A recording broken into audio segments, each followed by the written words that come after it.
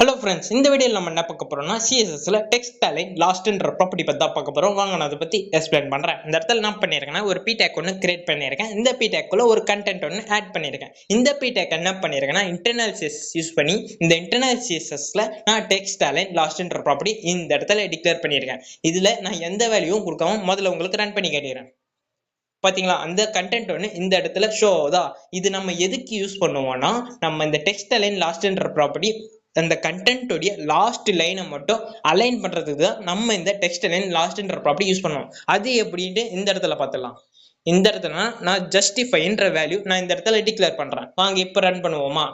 பாத்தீங்களா, அந்த கடைசி லைன்ல இருக்கிற அந்த வேர்ட்ஸுக்கு நடுவுல ஈக்குவலண்டான ஸ்பேஸ் கிரியேட் ஆகிட்டு அது வந்து கடைசி எண்டு வரைக்கும் அலைன் ஆயிருக்கு. இதுதான் அந்த ஜஸ்டிஃபை வேல்யூவோட எபிலிட்டி. இதுல இன்னும் ஒரு 2 டைப்ஸ் ஆஃப் வேல்யூஸ் இருக்கு. அதை பத்தி நம்ம அடுத்த வீடியோல பார்க்கலாம். இது மாதிரி நிறைய இன்ஃபர்மேஷன் நீங்க தெரிஞ்சுக்கணும்னா மறக்காம சேனல் சப்ஸ்கிரைப் பண்றேங்க. அடுத்த வீடியோல பார்க்கலாம்.